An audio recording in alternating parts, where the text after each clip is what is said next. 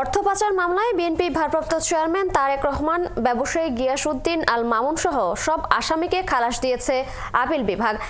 প্রধান বিচারপতি সৈয়দ রেফাত আহমেদের আপিল বিভাগ এই রায় ঘোষণা করে। অর্থ পাচারের অভিযোগে 2016 সালের 21 জুলাই হাইকোর্ট তারেক রহমান ও গিয়াসউদ্দিন আল মামুনের 7 বছর করে কারাদণ্ডের রায় দেয়। একই সঙ্গে তারেক রহমানকে 20 কোটি টাকা জরিমানাও করা হয়। আর বিচারিক আদালতের রায়ে গিয়াসউদ্দিন আল মামুনকে দেয়া 7 বছরের কারাদণ্ড বহাল রাখে হাইকোর্ট। তবে বিচারিক আদালতে মামুনকে দেয়া 40 কোটি টাকার জরিমানা কমিয়ে 20 কোটি টাকা করা হয়।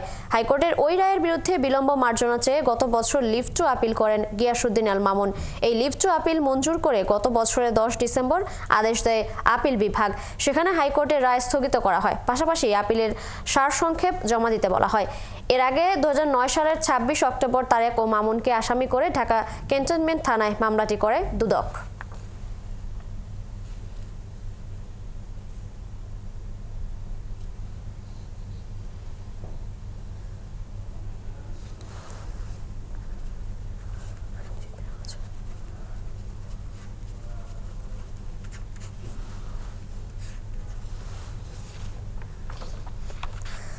দর্শক, তারেক রহমান ও ব্যবসায়ী গিয়াসউদ্দিন আল মামুনের কারাদণ্ডের বিরুদ্ধে করা আপিলের রায়ের পর আইনজীবীরা সেখানে কথা বলছেন। আমরা সরাসরি যুক্ত হচ্ছে সেখানে।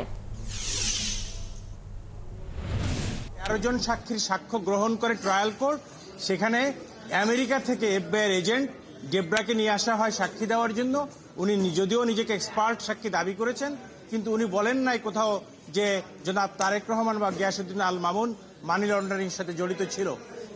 এবং ট্রায়াল কোর্ট সবকিছু দেখে শুনে 13 জন সাক্ষীর সাক্ষ্য পর্যালোচনা করে জনাব তারেক রহমানকে নির্দোষ প্রমাণিত হয়, ওনাকে বেকসুর খালাস দেন। কিন্তু রাজনৈতিক প্রতিহিংসার কারণে তৎকালীন দুদক, এই ইন্ডিপেন্ডেন্ট সংস্থা, ওনারা হাইকোর্ট ডিভিশনে অ্যাপিল করে এবং অ্যাপিলে গিয়ে এই মামলার শুনানি হয় এবং 130 পৃষ্ঠার যে বিশাল জাজমেন্ট হাইকোর্ট ডিভিশন দেয়, সেটা মূলত ছিল একটা একাডেমিক জাজমেন্ট। এটা আমরা মনে করছি যে জনাব তারেক রহমানকে সাজা দেওয়ার জন্য আইদার কোথাও থেকে ইম্পোর্ট করা হয়েছে অথবা কোনো ভেস্টেড কোয়ার্টারের ইনস্টান্সে এই 130 পৃষ্ঠার জাজমেন্ট লেখা হয়েছিল তারেক রহমানকে সাজা দেওয়ার জন্য। তারই হিসাবে তাকে 7 বছরের সাজা দেওয়া হয় এবং 20 কোটি টাকা ফাইন করা হয়। 20 কোটি টাকা ফাইন করা হয় এবং তৎপরবর্তীতে জনাব কন্টেস্টিং অ্যাপিলেন্ট জনাব গিয়াসউদ্দিন আল মামুন এই লিভ টু আপিল দায়ের করেন। এই লিভ টু আপিলের উপরে বিস্তারিত শুনানি হয় অ্যাপিল বিভাগে লিভ গ্রান্টিং এর সময়। তখন শুনানি আনতে হাইকোর্ট অ্যাপিলেট ডিভিশন দেখতে পান যে এই মামলায় কোনো সাবস্টেন্স নাই। এই দুদক যে মামলাটা করেছে, এই মামলাটা দুদকের করার কোনো অথরিটি নাই এবং আইনগতভাবে এবং অচল।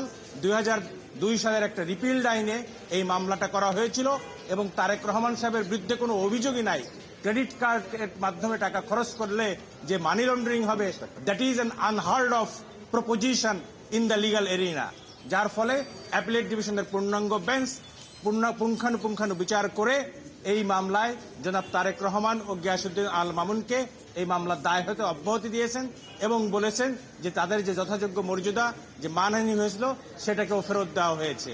এখানে একটা কথা বলে রাখি, সেটা হচ্ছে যে আপনারা জানেন যে যখন তারেক রহমান সাহেব এই মামলার দায় থেকে অব্যাহতি দেওয়া হয়েছিল ট্রায়াল কোর্টে, তখন সেই বিচারককে ওই অবস্থায় দেশ ত্যাগ করতে হয়েছিল। সুতরাং সেই যে বিচারহীনতার সংস্কৃতি আমাদের দেশে চালু হয়েছিল, সেই অবস্থা থেকে ইনশাআল্লাহ আমরা ধীরে ধীরে উত্তরণ করছি। আমরা আশা করছি আজকের মতো আগামী দিনেও এদেশের মানুষ ন্যায় বিচার পাবে। মূল অভিযোগ ছিল, হাইকোর্ট রায় দেওয়ার সময় বলেছিল যে জনাব তারেক রহমানের নামে সিঙ্গাপুরের সিটি ব্যাংক থেকে একটা visa supplementary credit card issue হয়েছে। এই ক্রেডিট কার্ড দিয়ে উনি একটা বিমানের টিকিট কেটেছেন এবং কিছু চিকিৎসার টাকা খরচ করেছেন। সুতরাং এটা মানি লন্ডারিং পর্যায়ে পড়ে। এটা ইস অলদো এটা মানি লন্ডারিং অ্যাক্ট 3 যে বিধান আছে বা 13 যে বিধান আছে, সেই বিধানের মধ্যে পড়ে না। মোটামুটি বলতে পারেন যে গায়ের জোর করে একটা সাজা তারেক রহমানকে দেওয়া হয়েছে। এখানে প্রমোশন পাওয়া বিচারপতিদের প্রমোশন পাইছে।